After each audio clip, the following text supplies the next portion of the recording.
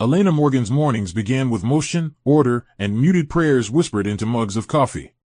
At 34, she was the pulse of AFFAlR, an ambitious tech startup headquartered in downtown Manhattan that promised innovation but relied heavily on her operational brilliance to keep from collapsing. Her alarm rang at 5:15 a.m. sharp. She ran through files while brushing her teeth, structured emails in her head during her subway ride, and often arrived at the office before security had even finished unlocking the floor. She wasn't flashy, she didn't wear heels or luxury bags, but every decision she made kept the company afloat. With dark almond eyes, a caramel complexion, and short natural hair she never bothered to straighten, Elena was understated but unforgettable. And yet, despite being the backbone of every successful project, her contributions were often buried under the dazzling shadow of AFFAlR's CEO, Clarissa Shaw. Elena had trained half the staff, redesigned outdated systems, and single-handedly negotiated deals with partners in Toronto, Berlin, and Singapore. But at executive meetings, Clarissa barely mentioned her name. Instead, she smiled and took the credit with the grace of a swan gliding over stolen waters. At home, Elena was still very much the same, reliable, nurturing, focused. Her husband, Aaron Morgan, adored by many for his easy charm and handsome, boyish smile, had never quite found his place in the world. Once a hopeful graphic designer with bold dreams of launching an indie design studio, Aaron had been stuck freelancing for years with inconsistent income and no career direction. Elena picked up the financial slack without complaint, even helping him secure a low-tier IT support job at AFFAlR, a role far beneath his artistic ability but necessary to keep their bills paid. She cooked dinner every night, organized their modest Brooklyn apartment with color-coded systems, and left motivational notes in Aaron's pockets, urging him to keep pushing for his breakthrough. In public, they looked like the perfect urban couple, united, warm, and deeply committed. But privately, Elena had started to feel a slow shift in Aaron's demeanor. He seemed distracted lately, detached, often glued to his phone with vague excuses about urgent tech requests or Clarissa's late-night server issues. At first, she chalked it up to stress. But a quiet ache began blooming inside her, the kind that only women deeply in love can recognize when something is being stolen without a sound. Clarissa Shaw was everything Elena was not, loud without raising her voice, breathtaking in designer gowns, and devastatingly powerful. A former venture capitalist with an Ivy League education and the confidence of a shark that never tasted loss, she swept into AFFAlR like a storm a few years earlier, injecting the company with capital and glamour. Clarissa didn't care for boundaries, she blurred lines between professional and personal, brought expensive wine to meetings, and wore perfume that lingered long after she left a room. Elena admired her from afar at first, studying her speeches, learning from her mastery of persuasion. But there was something sinister beneath Clarissa's brilliance, something Elena couldn't name. Perhaps it was the way she always stood too close to the younger male staff, or how she smiled at Aaron just a second too long during company mixers. Clarissa never acknowledged Elena in the way a CEO should her most trusted director. Her compliments, when given, were vague and delivered through others. The gap widened slowly. Aaron began defending Clarissa more often, echoing her opinions like gospel, and once even argued that Clarissa's vision was what AFFAlR needed to truly scale. Elena had smiled through it all. She was the good wife, the supportive woman who carried both her marriage and her company like invisible weights across her shoulders. But even the strongest backs have breaking points. And Elena Morgan's was drawing near, though she didn't know it yet. 8 years earlier, on a rainy afternoon in Chicago, Elena first met Aaron Morgan in the most unassuming way, over a misdelivered takeout order at their shared graduate housing block. She was studying business strategy at Northwestern's Kellogg School, and he was pursuing a master's in digital arts with fingers stained by ink and coffee. Aaron had knocked on her door expecting kung pao chicken, but what he found instead was a woman in oversized glasses surrounded by color-coded post-its, sipping green tea while dissecting a Harvard case study. Their laughter that day echoed down the hallway, and it never truly stopped. What began as quiet study sessions at the university cafe soon blossomed into long walks, deep conversations, and shared struggles as two ambitious souls trying to make sense of their purpose. Elena admired Aaron's fire, the way he sketched logos in notebooks and daydreamed of building his own creative agency.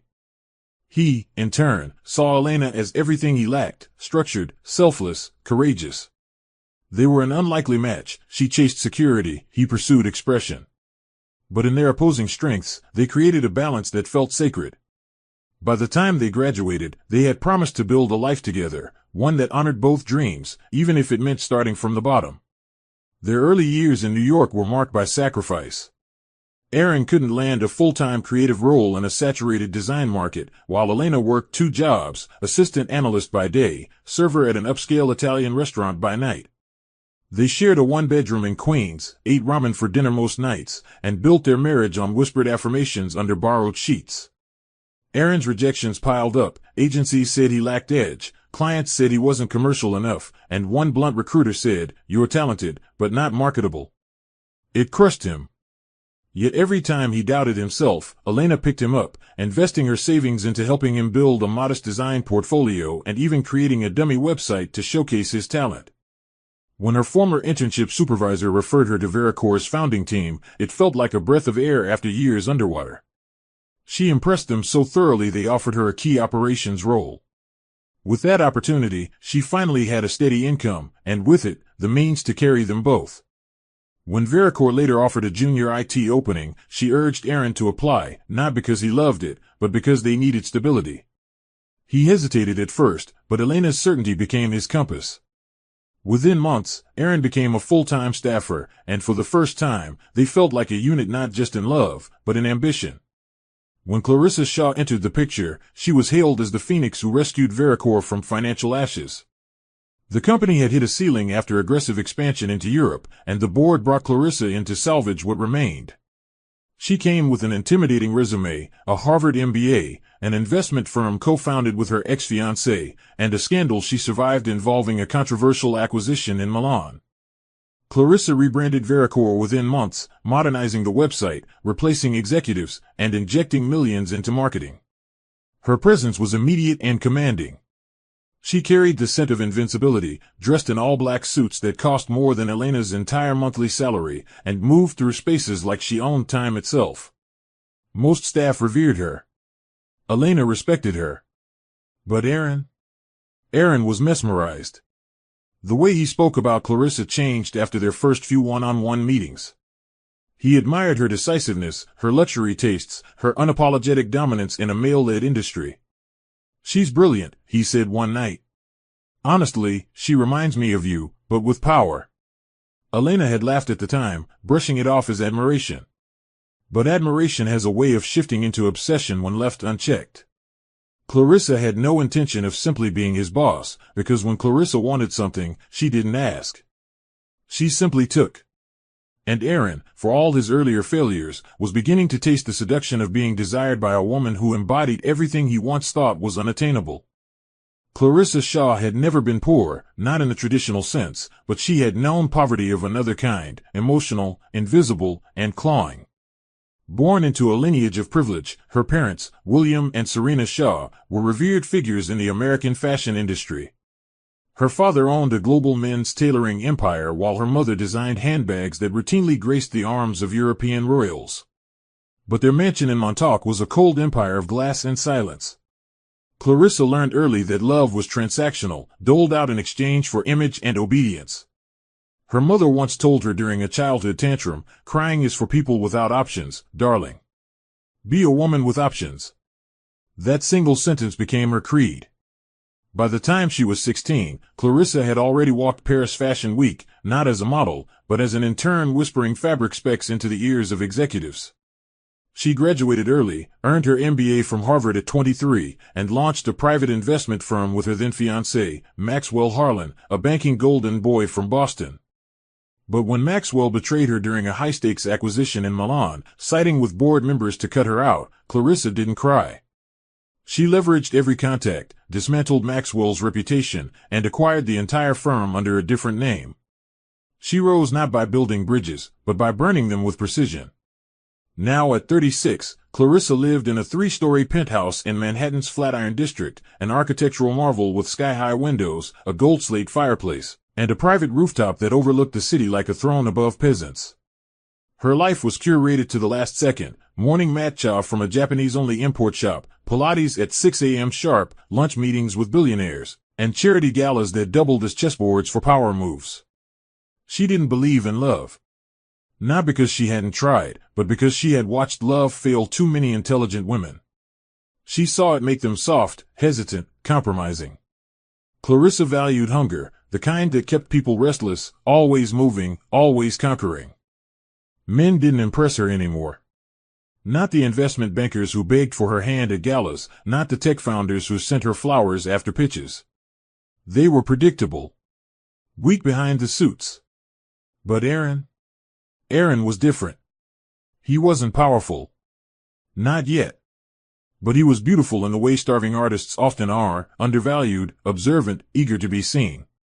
She noticed him at a product relaunch event, adjusting the LED display from behind the scenes, hands dirty, eyes curious. He wore no watch. His shirt was slightly wrinkled. But he looked at her like she wasn't just the boss, like she was the mystery he wanted to decode. Their first direct interaction was so subtle it could have slipped through memory. It was during a late-night product development review. Elena had left early after a 12-hour day, and Clarissa stayed behind to assess the back-end prototype her developers had rushed out. Aaron had been called in to assist with some back-end system integration. Clarissa, in her obsidian-colored sheath dress, hair slicked back, watched Aaron from across the glass table, sipping from a goblet of Chilean red wine. She didn't flirt. Clarissa never flirted. She assessed, calculated. And Aaron, oblivious to the trap, began speaking about the flaws in AFFAlR's visual design strategy, referencing open-source code, animation techniques, and new rendering tools. She listened, not just to the ideas, but the hunger underneath them. This man had genius buried beneath years of disappointment. And she could smell it. After the session, she walked beside him to the elevator, her voice like velvet in winter. "Why are you wasting your potential in tech support?" she asked, eyes locked on him like he was prey and she the windless hunter. Aaron laughed nervously, unsure how to answer. She didn't wait. "People like you," she whispered, "they need the right room to bloom." The elevator dinged, but neither of them moved. A new game had begun, and Clarissa always played to win.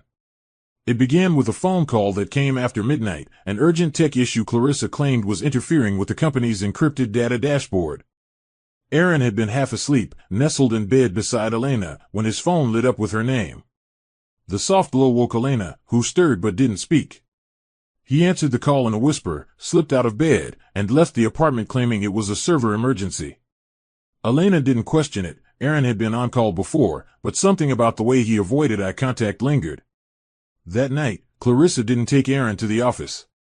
Instead, she instructed him to meet her at the private lounge of an upscale hotel in Tribeca, where the company occasionally hosted exclusive investor sessions. When he arrived, she was already seated in a private booth, legs crossed elegantly, laptop open, red wine in hand. "Sit," she said, gesturing without a smile. What followed wasn't troubleshooting, it was seduction disguised as strategy. Clarissa pitched an idea to launch a digital campaign for AFFAlR's upcoming AI line and told Aaron she believed he was the only one on staff capable of making it beautiful. For a man who had long felt invisible, the recognition was a drug, and Clarissa was the dealer. In the weeks that followed, Clarissa orchestrated more private sessions, always under the guise of refining visual concepts or urgent UX redesigns. At first, they were strictly business. Aaron brought his laptop, presented ideas, suggested color themes, and worked late into the night while Clarissa watched, asked questions, and probed deeper, not into the work, but into him. She learned that Aaron had been rejected from 3 major agencies. She learned he once won a digital arts competition in grad school but never submitted the winning piece to any employer. She asked why, and he said he didn't believe anyone would care. "They will now," she said simply, leaning in close, her breath brushing his ear. Meanwhile, Elena noticed subtle shifts. Aaron began dressing better, wearing cologne he hadn't used in years, upgrading his phone without telling her, and coming home with excuses that didn't align with his workload. She asked him once, "Are you okay?" and he replied, "I'm just tired." But tiredness didn't explain the smug little smile he wore while checking his messages, or the way he suddenly cared about wine pairings and interior lighting, things he used to scoff at. She watched, silently, as something began slipping between her fingers, unsure how to hold on without squeezing too tight. Then came the Thursday dinner she would never forget. Elena had spent the entire day organizing an internal milestone celebration. AFFAlR had just onboarded a major European client, and she wanted to surprise Aaron with a small home gathering and his favorite homemade steak pasta. She decorated the table with candles, printed a framed photo of their wedding day to place at the center, and even wore the silk blouse he once said made her look like fire in a storm. She texted him twice that day, no response. Called once, straight to voicemail. At 9:42 p.m., the front door finally creaked open. Aaron stepped in, shirt slightly untucked, the faint scent of Clarissa's signature jasmine vanilla perfume clinging to his clothes. "You're home late," Elena said, masking the tremble in her voice. Aaron blinked at the table setup and offered a weak smile. "Emergency tech call," he mumbled. "Sorry." Elena didn't speak. She simply watched him sit down, eyes vacant, heart tightening. The pasta was cold. The wine unopened.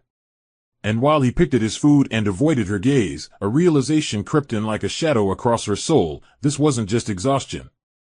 Something, or someone, had lit a fire in Aaron that she hadn't touched in a long time. And she feared she already knew who was holding the match. Aaron started lying more, but not with the care of a practiced deceiver. Instead, his lies were messy, rushed, stitched with inconsistencies Elena tried hard not to see. The following Monday, he told her he was heading to an off-site networking dinner for IT staff organized by Clarissa's innovation team. She offered to iron his shirt and drive him to the subway, but he declined, unusually firm, saying he'd take a rideshare. She kissed his cheek and sent him off with a smile, only to discover later that evening through a casual chat with a junior team member that no such dinner had ever been scheduled. Elena sat at the kitchen table for hours, staring at the uneaten stir-fry she made for herself, letting the truth slowly unfurl in layers she wasn't yet ready to name. She wasn't the type to snoop, to accuse without cause, but the more Aaron lied, the more those lies pulled at the seams of their marriage. What hurt more than the lies was how casual they became, how comfortable he was becoming with deception, how effortlessly he twisted facts, and how quickly he brushed off her questions as paranoia. And yet, she said nothing. She still believed that marriage could be salvaged with patience and love. She was wrong. One Friday evening, Elena decided to surprise Aaron at WlTH's downtown office.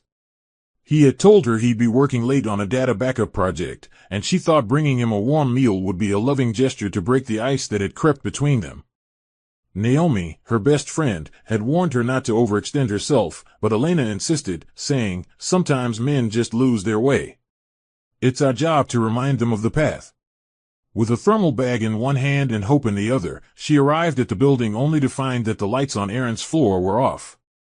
The front desk security guard, who recognized her, greeted her politely and mentioned that Aaron had left over an hour ago in a black sedan, a ride Clarissa was known to use when she didn't want to be tracked. Elena stood in the lobby for several minutes, gripping the warm bag of food as the realization washed over her like sleet. He wasn't just distant anymore, he was gone.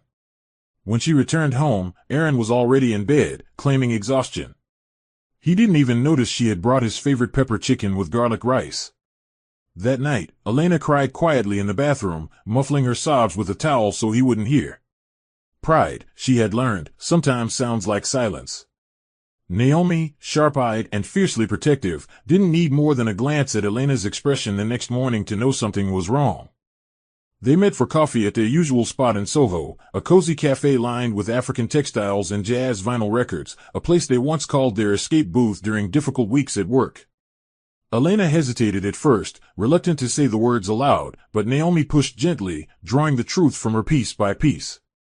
"He's slipping away from me," Elena whispered. Naomi didn't flinch.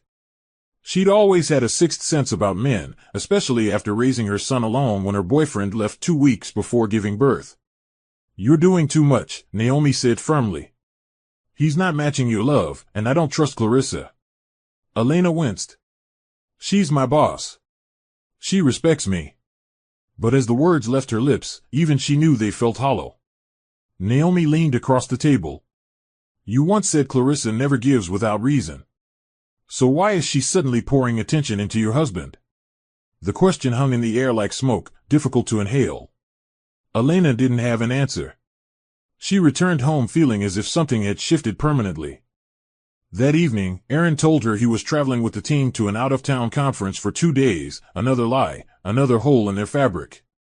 And as he packed a suitcase Elena hadn't seen in years, she realized that whatever fire they once built together, Aaron was now stoking it in another woman's hearth. Clarissa's manipulation was not chaotic, it was orchestrated, controlled, and devastatingly effective.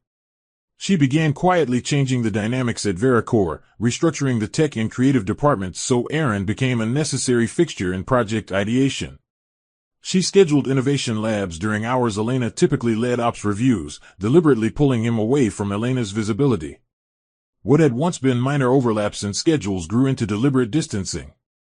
The company now buzzed with whispers that Aaron was Clarissa's protégé, a phrase that carried a scent of promise and danger. Elena noticed the shift with growing unease, emails where she was no longer CC'd, strategy calls that were rescheduled last minute without her input, and a memo she drafted for a new partnership project was mysteriously presented to investors by Aaron instead. When she confronted him about it, he played the innocent. Clarissa said it was her decision, he mumbled. Maybe she forgot to credit you. But Elena knew better. Clarissa forgot nothing. She chose what to erase. Worse still, Clarissa began extending small luxuries toward Aaron that were too calculated to ignore, sending a private driver for him during late shifts, inviting him to executive dinners that Elena wasn't included in, and granting him a larger workspace under the guise of departmental realignment. To the outside world, it looked like growth. To Elena, it looked like grooming. At home, the facade continued. Aaron was becoming someone Elena no longer recognized, detached, defensive, always checking his phone or claiming exhaustion. He began responding to kindness with irritation, rolling his eyes when Elena asked questions, acting as though her concerns were an inconvenience rather than a wife's natural instincts. He stopped kissing her goodbye. He barely said I love you unless prompted. And yet, when Elena tried to challenge the shift in his behavior, he spun it against her. You've changed too, he accused one night. You're always working, always stressed. Maybe that's the real problem. She stared at him, stunned by the audacity, knowing full well she worked long hours to help keep their future intact, something he had once thanked her for during their hardest months. But now, those sacrifices were being rebranded as flaws. One Saturday morning, while folding laundry, Elena found a receipt in his jeans pocket from an upscale spa in the Hamptons, 2 treatments, both signed under Clarissa's tab. Client retreat, he claimed casually. She invited a few of us. The casualness with which he delivered the lie wounded Elena more than the act itself. There was no more fear of being caught. He had begun treating her faith like a game he'd already won. The final straw that week came during the company's quarterly dinner party, a black tie event hosted in an elegant rooftop ballroom in Midtown. Elena arrived in a deep emerald dress, simple yet stunning, her curls pinned back, a smile forced into place like armor. She had hoped, even if only for a moment, to share space with Aaron that wasn't laced with tension. But when she spotted him across the room, laughing beside Clarissa in a sharply tailored navy tuxedo, her heart thudded painfully. The way Clarissa's hand lingered on his shoulder, the way Aaron leaned in too close to hear her over the music, it wasn't business. It wasn't innocent. And as Elena stepped closer, she caught the faint, unmistakable scent of black orchid, the exact perfume she had given Aaron months ago for their anniversary. Clarissa wore it now, brazenly, like a silent declaration of territory. Naomi, who had arrived later with her cousin, spotted the exchange and pulled Elena aside, her voice low but urgent. She's wearing your scent, Naomi said. That's not random, Lena. That's a message. Elena felt her stomach drop. Every laugh, every late-night project, every cold shoulder suddenly made cruel, terrifying sense. But instead of confronting them that night, she stood there beneath the ballroom chandelier, glass in hand, smile frozen, heart bleeding behind her ribs. Because sometimes, survival starts not by fighting, but by watching your enemies declare war without ever saying a word. Naomi Rivers had always been more than Elena's best friend. She was her second pair of eyes, her silent warrior, the mirror that refused to lie. As a single mother of a sharp-tongued 7-year-old daughter and owner of a bustling Brooklyn salon, Naomi had long since mastered the art of multitasking and emotional intuition.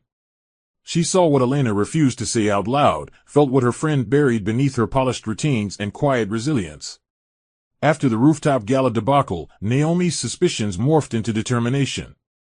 She knew Clarissa was dangerous, not just because of her influence, but because she was the kind of woman who weaponized silence and privilege with deadly precision. The way Aaron's aura shifted in Clarissa's presence, the perfume stunt, and his sudden rise at AFFAlR all reeked of something deeper. Naomi didn't want to be right. But the ache in Elena's eyes was no longer something she could ignore. So she made a decision: if Elena wouldn't investigate, she would. She started by following Aaron's digital trail. It was sloppy. He hadn't changed the passcode on his old shared tablet that still synced with his emails. One lazy Sunday, when Elena came to braid Naomi's daughter's hair, Naomi opened the device and found threads of messages between Aaron and a private contact saved only as CS. One email included a forwarded spa itinerary, a champagne invoice, and a picture of a bracelet Clarissa had apparently gifted him, engraved with the words, "Earned, not given." Naomi didn't confront Elena right away. Instead, she spent the next 2 nights parked discreetly across the street from Clarissa's building in Lower Manhattan, tucked inside her silver Honda with tinted windows and a pair of high-end binoculars her ex-boyfriend, a former security contractor, had left behind years ago. She watched closely, taking notes of every entrance, every exit, and every visitor. Clarissa's schedule was odd. Most nights she arrived home late, always alone, but on the third night, at 11:26 p.m., Naomi watched Aaron pull up in a black sedan, step out wearing the same charcoal coat he wore to the company dinner, and use a keycard to enter the building. He never looked around. Never hesitated. Like a man who belonged. He didn't come out until morning. Naomi's hands trembled around her thermos. The affair wasn't just real, it was routine. Cold. Calculated. She snapped a few photos with her phone from the dash, timestamped them, and sat in stunned silence. She didn't know how to tell Elena. How do you hand someone their heart in 1,000 sharp pieces without bleeding, too? But Naomi knew one thing for sure: if she didn't intervene, Elena would continue to drown in loyalty while her husband and boss swam freely in betrayal. The next evening, Naomi invited Elena to dinner under the pretense of unwinding. She prepared Elena's favorite seafood paella and opened a bottle of Merlot they'd saved since Elena's last birthday. The atmosphere was warm, candlelit, comforting, until Naomi quietly slid her phone across the table, screen face up. "Just look," she said. Elena hesitated, brows furrowed. But as her eyes took in the images, the timestamped photos, the bracelet email, the itinerary to the same spa they'd once dreamed of visiting together for their anniversary, a slow, horrifying stillness settled over her. Her fork clinked against the plate. For a long moment, she said nothing, her face expressionless. Then, finally, she spoke, softly, without a quiver. "I knew it," she whispered. "I didn't want to believe it. But I knew." Naomi reached across the table, taking her hand. "You're not crazy, Elena. You've just been surviving too quietly." That night, Elena didn't cry. She didn't scream. She simply sat in Naomi's living room, staring into space, her soul unraveling slowly behind her still, dry eyes. Something was shifting inside her, not rage, not yet. But a quiet resolve. Because now that the truth was visible, Elena Morgan was no longer guessing. She was watching. And watching women don't stay silent for long. The affair bloomed without shame once it was no longer guarded by secrecy. Clarissa and Aaron had crossed the threshold of subtle meetings and calculated flirtations into something far more dangerous: comfort. It started with Clarissa giving him access to her personal driver and penthouse gym, small luxuries that seduced him slowly. Then came the larger gestures: designer suits delivered to his office with handwritten notes that read, "Dress like the man you are becoming," weekend wine tastings under the pretense of executive networking, and late-night ideation sessions that conveniently turned into candlelit rooftop dinners at Clarissa's residence. Aaron had never been exposed to such opulence before, and it consumed him. He had gone from bargain suits to custom Italian tailoring in a matter of weeks. His colleagues whispered, some envious, others suspicious, but Clarissa's presence and status made them all too afraid to speak. Elena, though not publicly humiliated yet, had become a shadow at work. People glanced at her sympathetically during meetings, knowing more than they dared admit. She could feel it, the change in the air, the silent mockery in the eyes of the staff who once respected her. It was like being erased in slow motion while still standing in the room. Clarissa was a master manipulator. She didn't just seduce Aaron physically, she seduced his ambition. She promised him a future that sparkled far beyond anything he had dared to dream on his own. With your ideas and my influence, she whispered one night as he sat across from her at a private villa in the Hudson Valley, we could build something that makes people forget you ever came from the bottom. Those words intoxicated him more than the wine in his glass. Clarissa appealed to his deepest insecurity, the one that had festered through years of rejection, through every door slammed in his face before WlTH. And with each passing day, he became more distant from Elena, more resentful of her reminders of who he used to be. At work, Clarissa subtly sabotaged Elena's input. Documents went missing before presentations, key meetings were rescheduled without notice, and new staff were brought in under Clarissa's authority to revamp systems Elena had built from scratch. When Elena tried to push back, Clarissa smiled condescendingly and said, maybe your vision just isn't aligned with the company's new direction. Aaron said nothing. He watched it happen. He let it happen. And slowly, Clarissa began replacing Elena, not just in her husband's heart, but in the very structure of the empire she had helped build. At home, Aaron's transformation was even more brutal. He stopped pretending. He no longer made excuses for late nights or checked in when he traveled with Clarissa. He began answering Elena's concerns with biting sarcasm or silent contempt. The apartment they once decorated together, filled with travel photos, shared playlists, and handwritten notes pinned to the fridge, now felt like a museum of a marriage long abandoned. Aaron stayed out most nights. When he did come home, he reeked of expensive liquor and foreign perfume. Elena, exhausted from fighting ghosts that now had names and faces, began to fold into herself. Her nights were spent pacing the living room, staring at blank walls, reliving memories of a man who no longer existed. Naomi pleaded with her to confront Clarissa, but Elena wasn't ready, not yet. She needed clarity, not chaos. She needed a plan. Still, the pain grew unbearable. And one morning, after waking to find Aaron's side of the bed untouched for the third day in a row, she sat in the kitchen staring at a cup of untouched coffee and whispered aloud, he's already gone, isn't he? Her voice echoed through the empty apartment. No one answered. Because behind closed doors, the war had already been lost, and Elena was the only one who didn't get to surrender. It happened in front of the entire executive team. Elena had spent 2 weeks preparing the pitch deck for WlTH's most anticipated strategic initiative, an expansion into the South American enterprise market that required delicate negotiations, resource reallocations, and technical upgrades she alone had mapped out. Her plan was airtight, bolstered by market data, projections, and a lean execution framework. The conference room buzzed that morning, investors joining via Zoom, internal board members seated with notepads and coffee cups. Clarissa sat at the head of the table, legs crossed, a neutral expression carved into her face like stone. Elena stood confidently, clicking through her slides, walking them through cost-benefit analysis and implementation phases. But midway through her presentation, Aaron interrupted. He stood up, walked to the front without invitation, and began re-explaining her points with enhanced clarity, rewording her strategy as if it were his. Elena froze. No one stopped him. Clarissa smiled, then leaned forward and said, that's a refreshing angle, Aaron. Let's hear more from you. She closed Elena's laptop with a flick of her fingers. The shift was seismic. Elena stood there, humiliated, still holding her clicker, her voice silenced not by accident, but by orchestration. The meeting ended without acknowledgement of Elena's work. No credit. No feedback. Just claps for Aaron and a follow-up scheduled between him and Clarissa. Elena exited the room quietly, holding back the burn in her throat and the tears threatening to fall.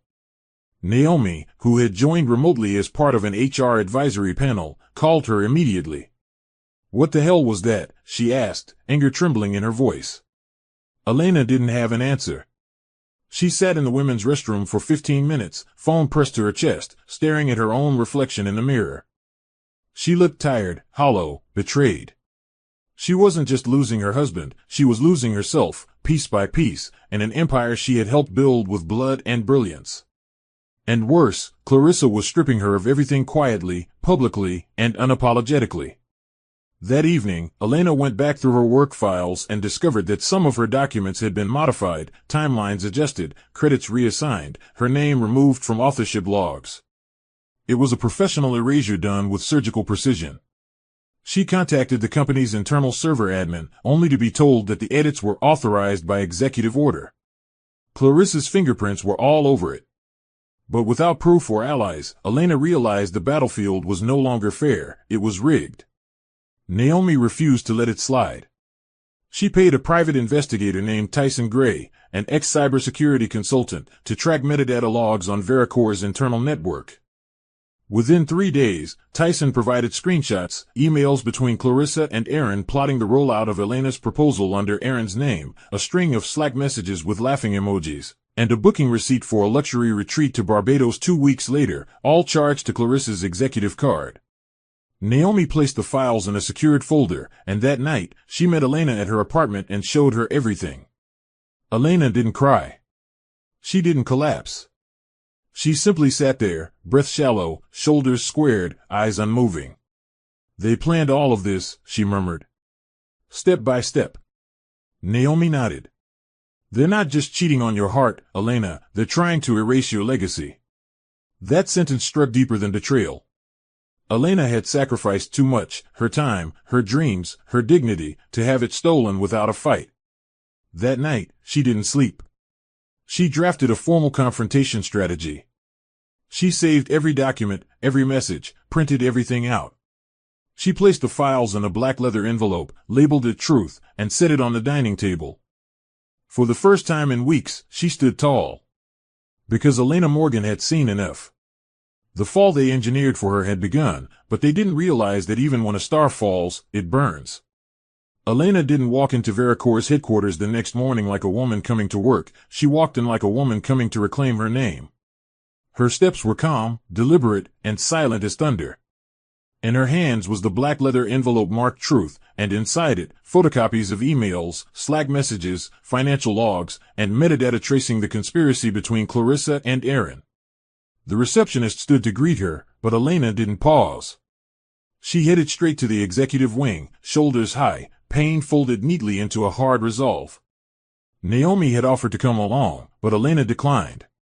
This I do alone, she had said, not out of pride, but because when the world is crumbling under you, it's not crowds you need, it's courage. She passed familiar faces, some averted their eyes, others offered weak smiles, but she wasn't here to win them back. She was here to face the woman who built her kingdom on stolen bricks. Clarissa's door was open, as always, a symbolic invitation into a space where only those she approved survived. Elena stepped in without knocking. Clarissa was reviewing a portfolio on her monitor. Without glancing up, she said, "Whatever it is, I don't have time," and then she looked. And Elena, standing there with fire behind her eyes, simply placed the envelope on the glass desk between them and said, "Then make time." Clarissa opened the envelope slowly, flipping through the pages with gloved composure, her face unreadable, every flick of her finger a silent tick on an invisible bomb. Elena didn't speak as she watched the woman absorb her own crimes in print. For a long moment, silence dominated the room. Then Clarissa exhaled through her nose, chuckled faintly, and pushed the envelope back across the desk like it was nothing more than a napkin. "You came in here for what, Elena? An apology? A promotion? A pity prize?"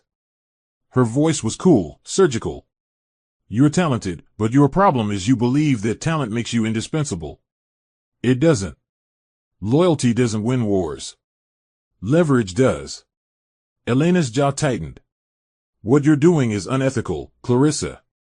You've stolen work, manipulated systems, and abused your position. You think I'm going to walk out of here with my head down?" Clarissa stood now, walking around the desk with slow precision. "You already did, Elena. Weeks ago. You just didn't notice." She walked to the glass doors, opened them, and without flinching, called out to the 2 HR officers stationed nearby. "Elena Morgan," she announced, "as of today, you are formally terminated for misconduct and unauthorized access to internal communications. You will be escorted out immediately." The entire office froze. Elena blinked. "You're firing me?" Clarissa smiled like a queen delivering a sentence. "I already did. Now I'm just making it official." The walk from Clarissa's office to the elevator felt like an out-of-body experience.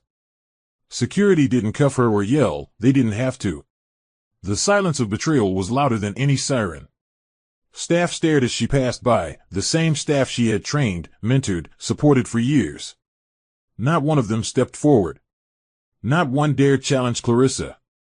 And as Elena reached the elevator doors, heart racing but eyes dry, Aaron appeared at the far end of the hallway.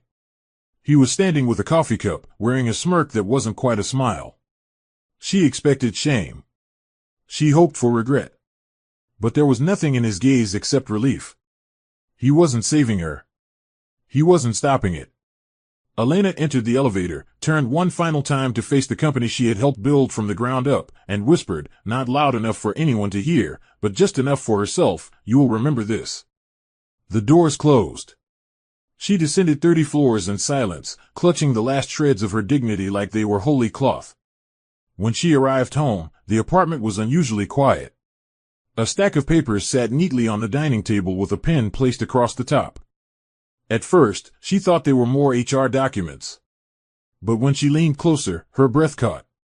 Divorce papers. Already signed. Dated. Delivered. There was no note. No message. No apology.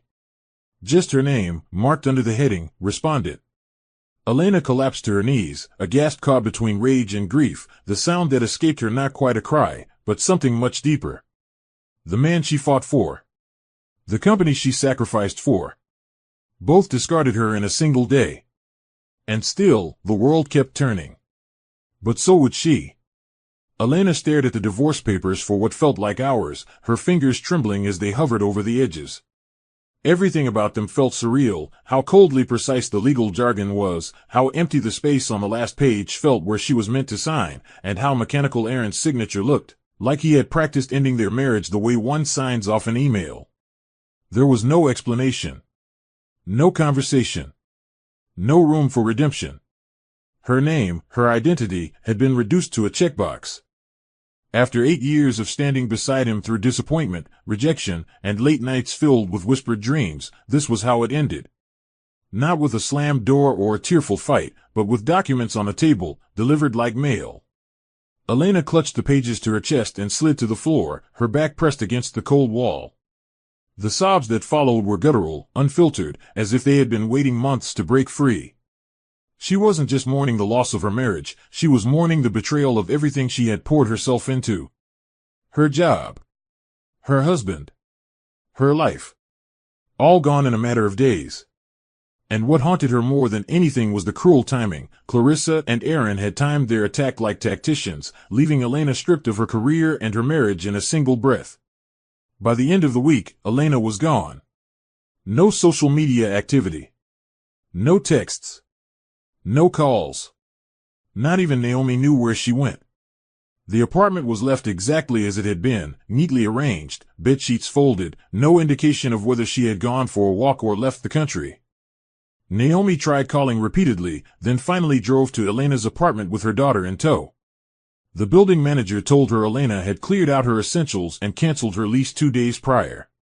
Said she needed to find stillness, he muttered. Naomi stood on the empty doorstep, clutching a forgotten key Elena had once given her, and felt the weight of helplessness. In all their years of friendship, Elena had never gone off-grid, never disappeared without saying a word. But heartbreak can silence even the strongest voices. Meanwhile, Aaron and Clarissa didn't just move on, they celebrated. Their relationship was no longer a secret. Paparazzi photos surfaced online of them kissing outside a luxury spa in Aspen, Clarissa in a fur coat, Aaron in a tailored charcoal suit. Industry blogs hailed them as the tech couple of the year, the bold visionary and her brilliant new partner. Inside AFFAlR, they began co-hosting panels, attending startup galas together, and openly traveling abroad for global development deals. Their lives became a montage of indulgence, Dubai beaches, Paris fashion shows, private jets, champagne toasts under chandeliers, and matching Cartier watches. Clarissa flooded Aaron with the lifestyle he once thought was reserved for others, front-row seats at exclusive events, luxury gifts, curated vacations. He posed beside her at red carpet events, smiling for cameras, wearing the facade of a man who had finally arrived.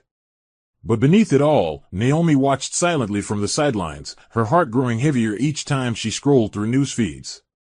She knew the glitter wouldn't last, that something was coming, but she couldn't shake the anger burning inside her. Elena had built so much, for Aaron, for Veracor, and they had gutted her without blinking. No one in their circle had heard from Elena. Her number was disconnected. Her email bounced back. Naomi tried reaching out to former colleagues, hoping someone might have heard something, but all roads led to silence. And then one night, while reviewing the old files they had gathered together, the photos, the emails, the receipts, Naomi whispered to herself, "She's not broken. She's building." Because Elena wasn't the kind of woman who vanished to hide. She vanished to prepare. And somewhere, in a quiet corner of the world, Elena Morgan was getting ready for a rebirth no one would see coming, especially not the ones who buried her. Elena Morgan resurfaced 5 months later, not with a bang or a headline, but with a quiet presence inside a co-working space tucked in the industrial heart of Queens. She had found refuge in solitude, letting the silence piece her soul back together where words once failed. She'd spent weeks away from everything, off-grid in a coastal cabin in Maine, clearing her mind, confronting her rage, and unlearning the urge to explain herself. She returned to the city under a new name, Emma Grant, for the purpose of registering a business idea she had scribbled out in her journal during a thunderstorm. NovaThread. A clean, ethical tech platform with a foundation in real-world problem-solving. Not something grandiose, not a revenge tool, but a solution, something that reminded her she still had a voice, and it could be louder than vengeance. The co-working space was modest, exposed brick walls, worn-in wooden floors, community whiteboards filled with scribbles from startup hopefuls. No one knew who she was. No one cared that she used to run a department of over 80 staff.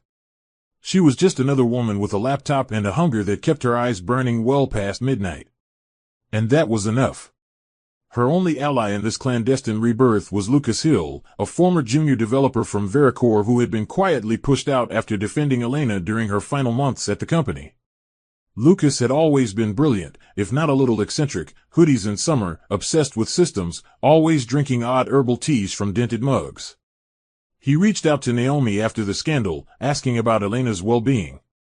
When he found out she had disappeared, he began searching quietly until, by chance, he recognized her inside the Queen's space, hunched over a circuit design diagram. He approached gently, cautiously. "You're either a ghost," he said softly, "or a phoenix." Elena didn't speak, she just hugged him.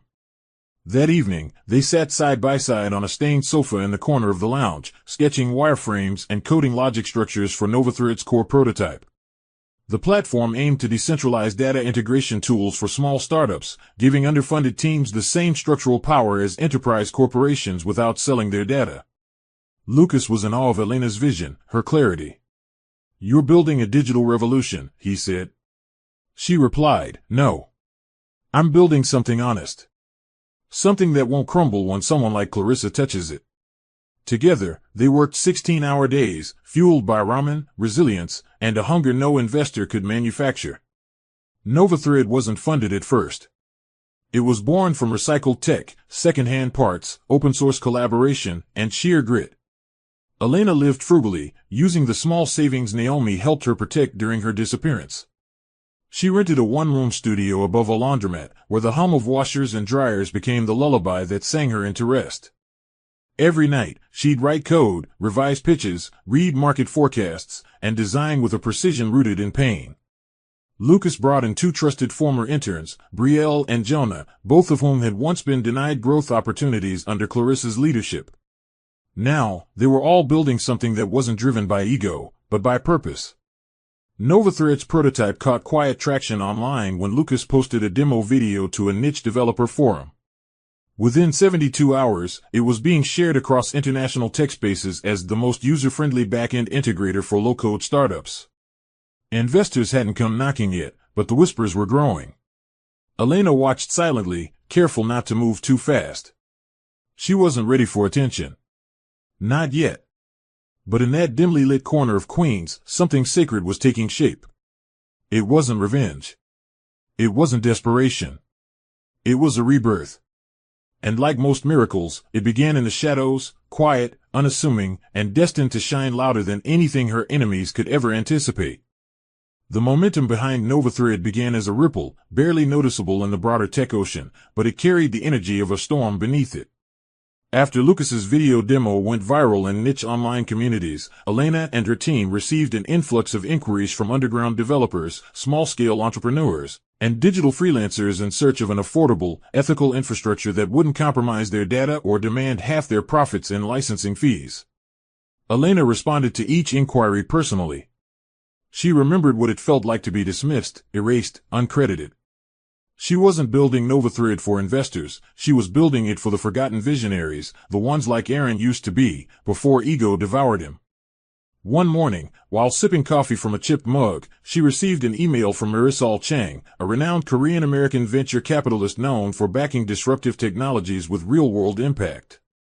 MISTRESS had been quietly tracking NovaThread's growth through the digital underground and offered a low-pressure meeting. Elena was hesitant. The last time she allowed a powerful woman into her life, it nearly destroyed her. But Lucas urged her to consider it. "You're not powerless anymore," he told her. "You're at the table now." The meeting took place in a cozy coffee shop in Soho, a far cry from AFFAlR's towering boardrooms. MISTRESS arrived without an assistant, dressed in jeans and a turtleneck, and listened more than she spoke. Elena laid out her full vision, expanding NovaThread into a global tool for small teams, maintaining full transparency with open API access, and scaling ethically without outsourcing user data. MISTRESS was impressed not just by the product but by the woman behind it. "You're building a resistance wrapped in elegance," she said. "This isn't just tech. This is a movement." By the end of their second meeting, MISTRESS offered seed funding, enough to move NovaThread into a proper development office in Brooklyn, with salaries for the core team and funds to scale marketing outreach. Elena didn't sign the agreement immediately. She read every line, revised clauses with Lucas, ensured that she retained full creative and strategic control. She would never again be someone's pawn or placeholder. When she finally signed the contract, she didn't pop champagne or cry. She simply exhaled. For the first time in months, she felt anchored. She was no longer hiding. NovaThread was real. And it was hers. As NovaThread surged forward, AFFAlR began feeling the tremors. Investors who had once been enamored with Clarissa's promises of revolutionary tech were now asking hard questions about deliverables and performance.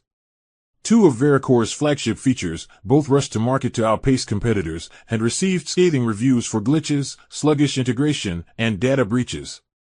Meanwhile, online forums praised NovaThread for its simplicity, its ethics, and its customer responsiveness. Developers and small business owners started making public comparisons, often quoting Elena's platform as the people's solution in contrast to AFFAlR's corporate mess. Clarissa initially dismissed it as noise, an amateur threat. But when a major Canadian logistics firm pulled out of a AFFAlR deal and migrated to NovaThread within the same week, panic began to swell beneath her composed surface. She called emergency PR meetings, pushed Aaron to deliver a presentation he was unprepared for, and approved a redesign campaign that lacked clarity or innovation. Behind the scenes, staff murmured about leadership instability. Interns began applying elsewhere. And Clarissa, though still dressed in her luxury suits and speaking with silk in her voice, was bleeding power from every corner. Elena never gloated. She didn't need to. She was too busy building. With every late-night sprint, every user feedback session, every pitch deck revised and refined, she was rising, not in silence anymore, but in earned noise. NovaThread wasn't just catching up. It was threatening to surpass. And the one woman who had tried to erase her was now the one losing visibility by the hour. Clarissa Shaw had never been accustomed to losing control, not in business, not in relationships, not in the image she so meticulously curated. But by the third quarter of the fiscal year, even she couldn't ignore the slow rot seeping into AFFAlR's foundation. It started subtly. Two of their international partners terminated contracts citing strategic misalignment, a vague term that meant nothing and everything. Then, in rapid succession, the company's internal Slack channels became a battlefield. Engineers complained of unrealistic deadlines, developers reported bugs that went unfixed for weeks, and 3 top-level coders resigned without notice, each joining NovaThread within days.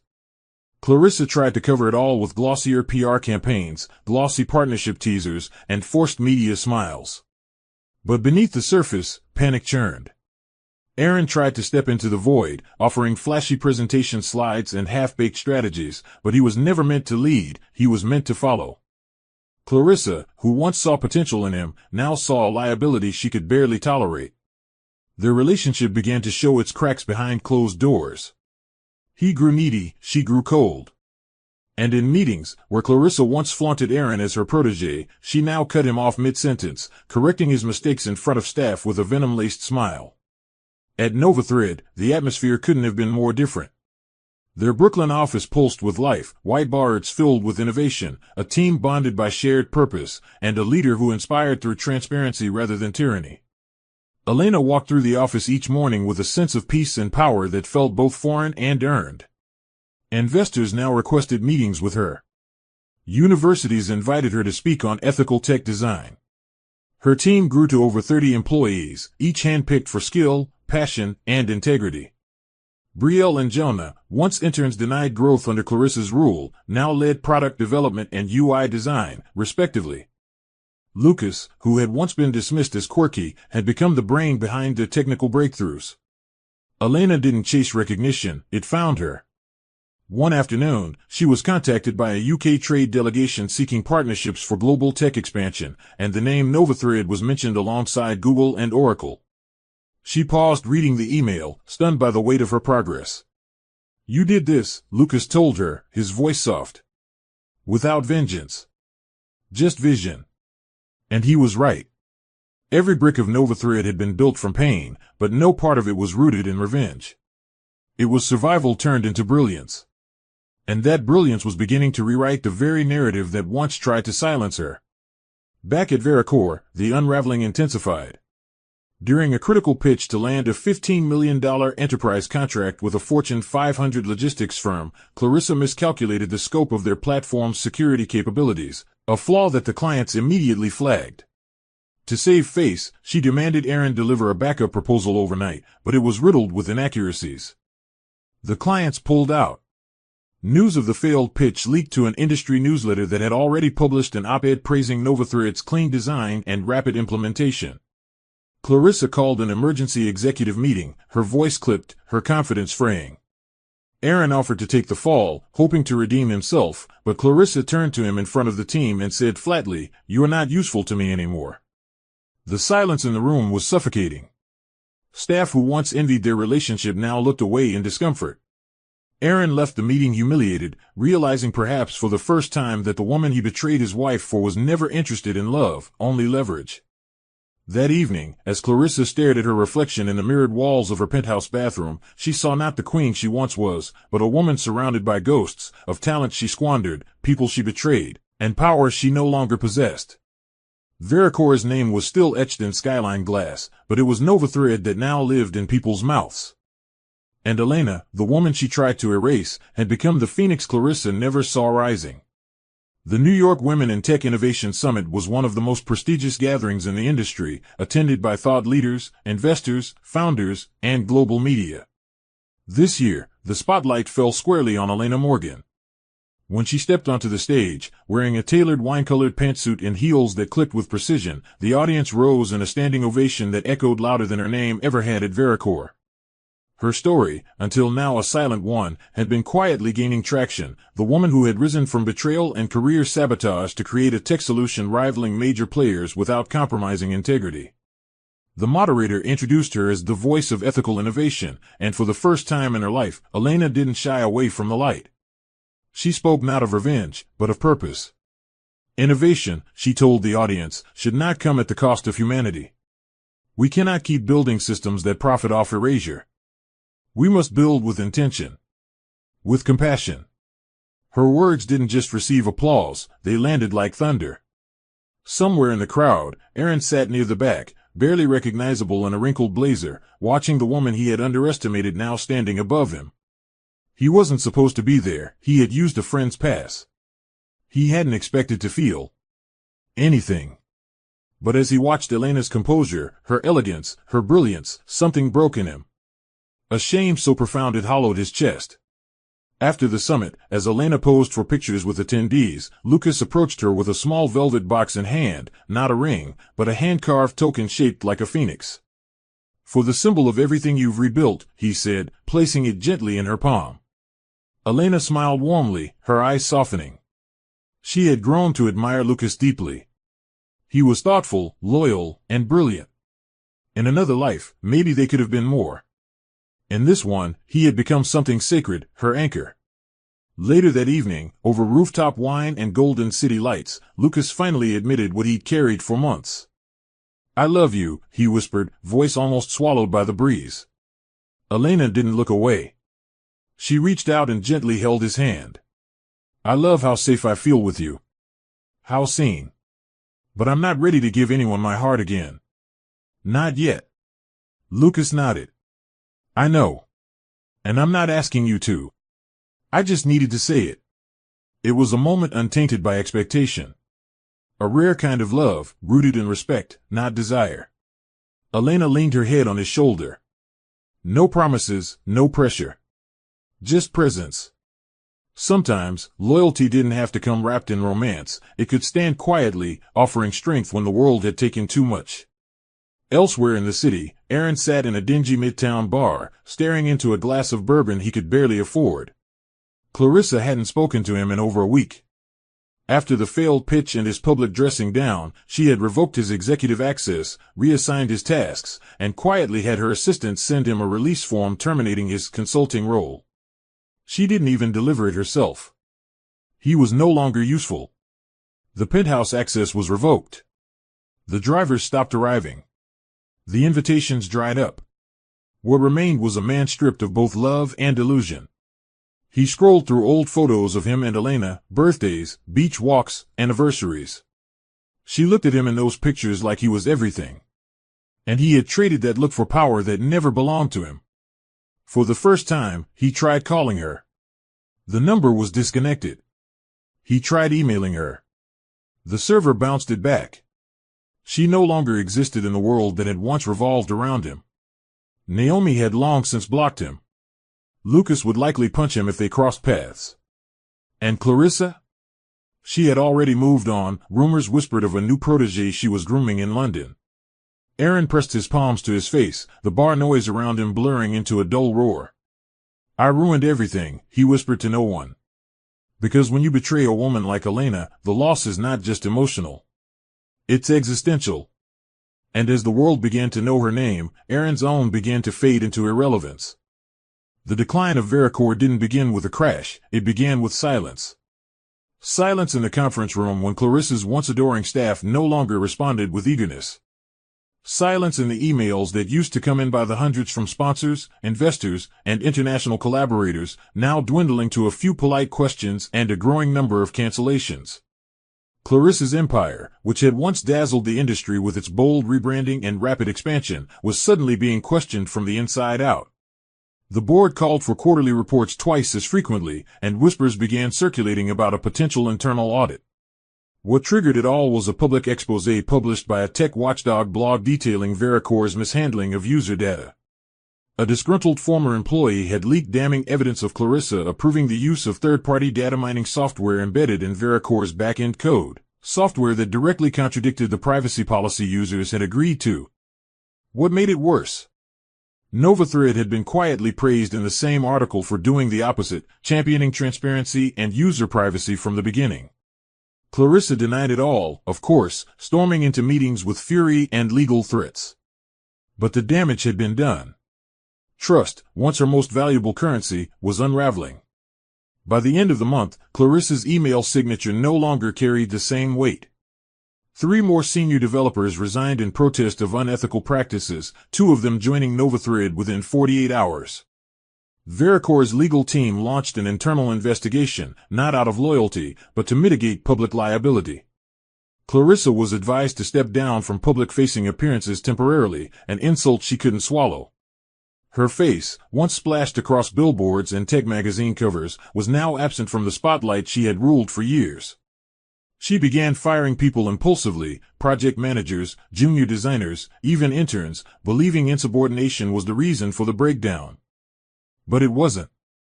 The rot had set in from the top. Her paranoia grew with each passing day.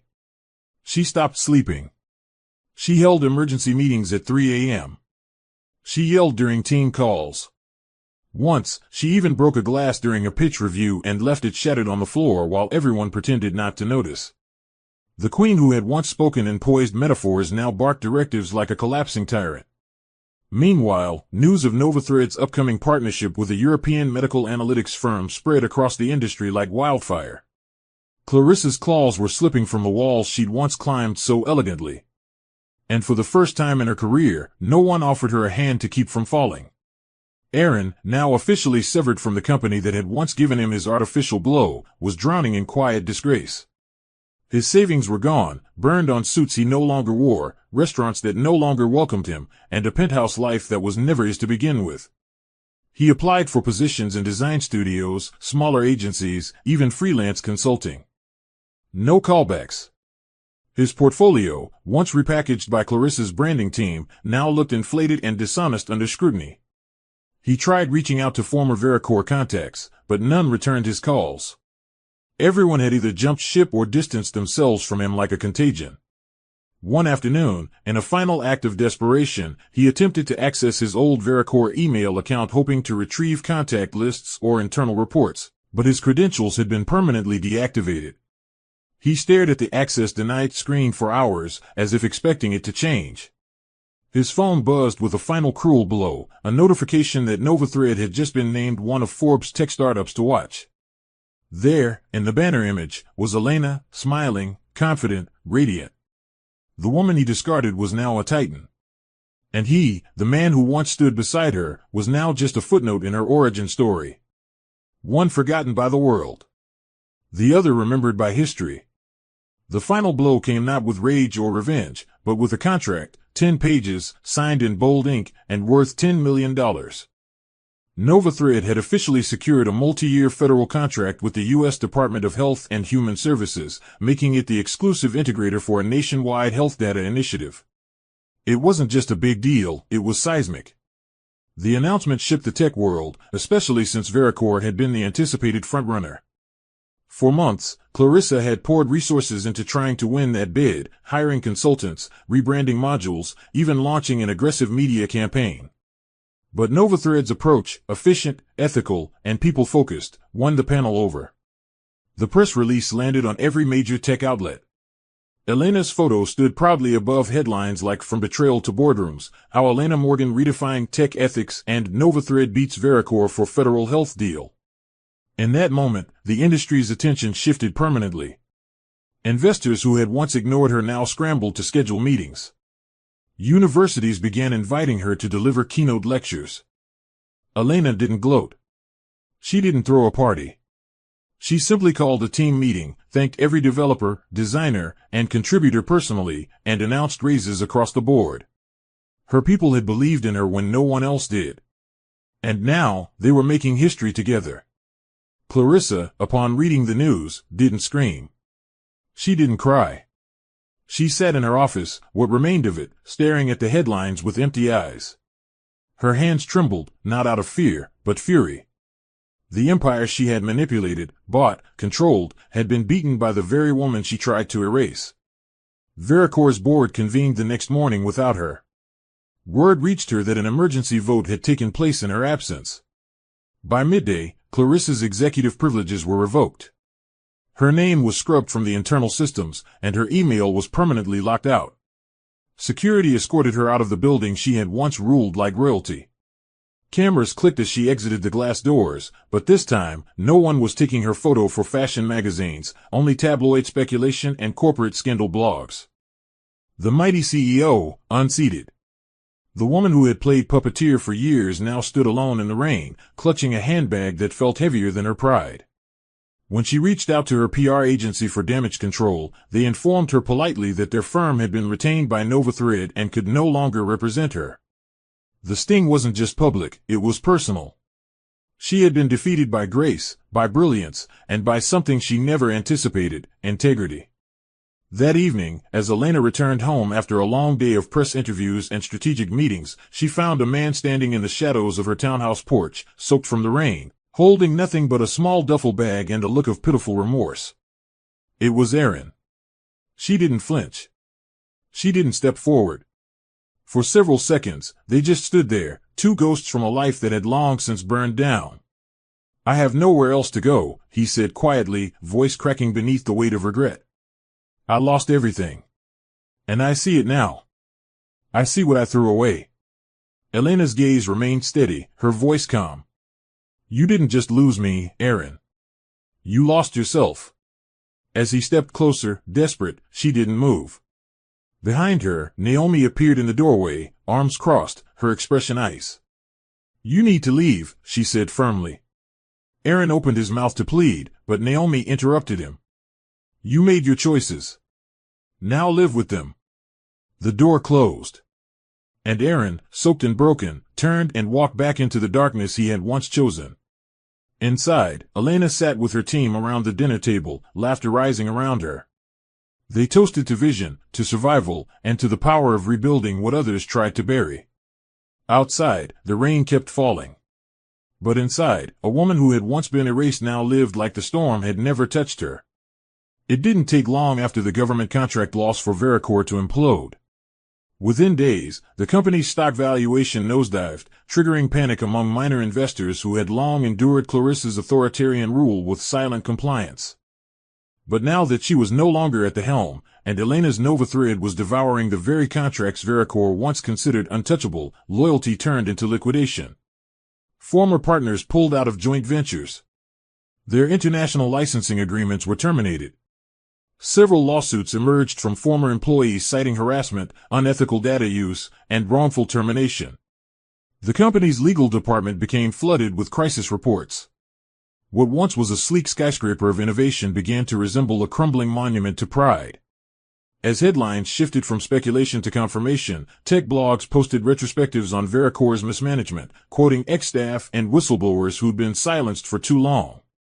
Board members resigned in waves. By the end of the fiscal quarter, the company officially filed for Chapter 11 bankruptcy, citing market instability and irreparable brand damage. But the world knew the truth, Veracor collapsed because it had no soul. And when a house is built on exploitation, it only takes time before the winds of justice bring it down.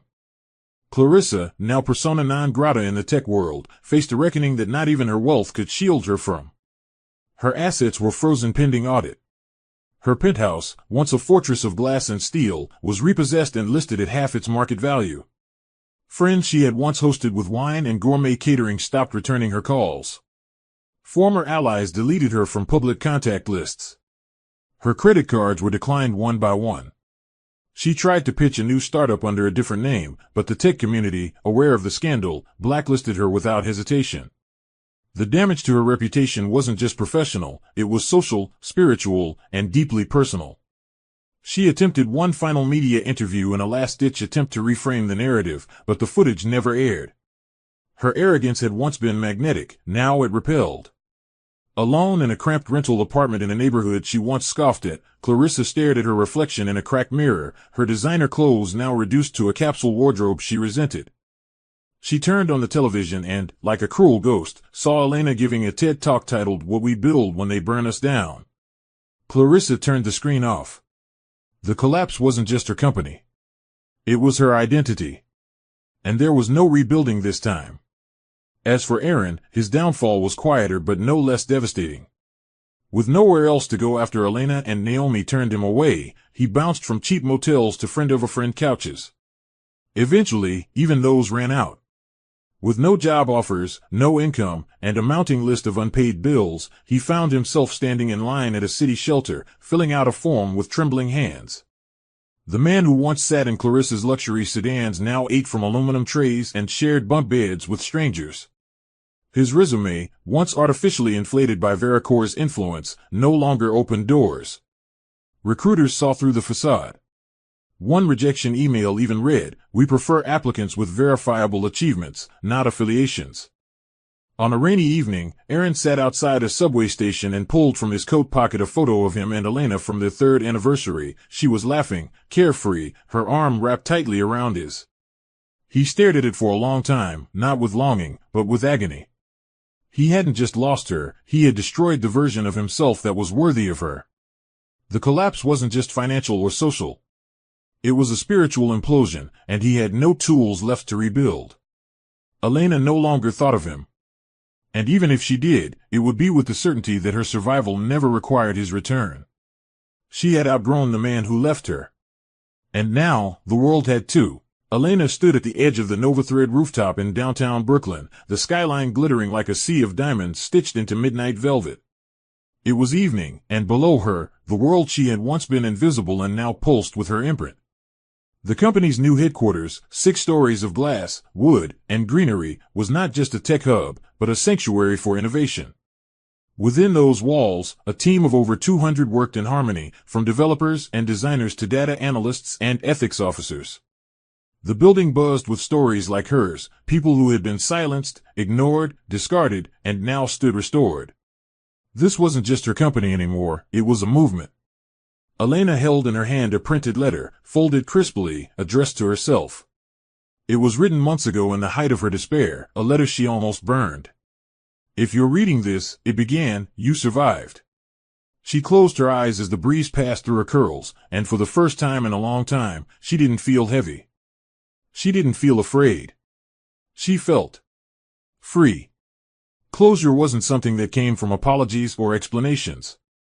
It came when you realized you didn't need either to breathe again. Across the city, in a modest conference hall in Harlem, NovaThread hosted its first community outreach panel, a forum on tech for good, co-chaired by Lucas and Naomi. Elena had offered them full creative reign, knowing the company was safest in hands that had once held her through fire. Lucas, now the CTO and visionary co-founder, spoke about creating infrastructure that didn't exploit but empowered. Naomi, vibrant in a navy jumpsuit and heels, spoke to single mothers and young women about reclaiming space in industries that had long rejected them. Her voice thundered with purpose, her presence magnetic. She had grown, too, no longer just a loyal friend, but a leader in her own right. Outside, news vans waited for interviews. Inside, former interns now trained new recruits. The energy was palpable, raw, driven, unstoppable. Elena arrived late, quietly slipping into the back row, watching the empire she had birthed stand tall on its own legs. She didn't need a spotlight. The people she had trusted were shining. And that, she realized, was the truest form of closure, not burning bridges, but building new ones that others could cross long after you're gone. Later that night, Elena received an anonymous package. Inside was a box containing a faded, handwritten note from Clarissa. There was no apology, no self-pity. Just 6 words, you built what I never could. Beneath it sat a USB drive. Lucas examined it the next morning, finding archived project files Clarissa had stolen from competitors, evidence of buried sabotage, and personal logs that painted the full picture of Vericor's rot. Elena didn't release them to the press. She forwarded them to the Department of Justice and moved on. There was no need for theatrics. The truth had already done its work. That weekend, she drove north to a quiet cottage in Maine, the same one she had vanished to after everything fell apart. This time, it wasn't for healing. It was for peace. She sat by the fireplace, hot cocoa in hand, a journal in her lap. Her last entry that night was simple: you can lose everything and still become more than you imagined. I'm living proof. As the fire crackled and soft jazz filled the room, Elena smiled, not because life was perfect, but because she was. Not flawless. Not finished. But whole. And that, after all she had endured, was more than enough. Spring arrived in New York like a quiet resurrection. The city, once wrapped in gray and frost, now bloomed with cherry blossoms and possibilities. On a crisp Monday morning, Elena stood beneath the arching glass entrance of NovaThread's global headquarters, now with satellite branches in Toronto, Berlin, and Cape Town. A large bronze plaque had just been mounted near the front doors: NovaThread, created to connect, built to empower. Employees passed by with nods of respect and joy. Elena wasn't just a CEO anymore, she was a symbol, a living reminder that ruins can become foundations. As she stepped into the atrium, the scent of lavender and fresh ink filled the air. A new product wing was launching that week, focused on mental health data tools for nonprofits, an initiative she had pushed for personally. Around her, team leaders buzzed with energy, interns soaked up inspiration, and new partnerships were blossoming daily. Yet, despite all the movement, Elena carried herself with calm. Her power no longer came from control, it came from clarity. She knew who she was. And she knew that no betrayal, no dismissal, no signature on a divorce paper could ever again rob her of her worth. That afternoon, she sat for a rare interview with The Atlantic, their tech and innovation issue titled Women Who Rewrote the Game. The journalist asked her a single question that lingered long after the microphone was turned off. If you could go back and change anything, would you? Elena thought of it all, the humiliation, the betrayal, the night she was fired and divorced in one breath. And yet, she shook her head softly. No, she answered, her voice calm and unwavering. Because everything they broke in me forced me to build something stronger. Not just for me, but for every woman who thought silence was survival. The interview went viral within hours, but Elena had already moved on from public opinion. That evening, she hosted a private dinner at her home for her inner circle, Lucas, Naomi, Brielle, Jonah, Marisol. Laughter filled the backyard under twinkle lights. They talked of new goals, wild ideas, mentorship programs, and investing in girls from underserved communities.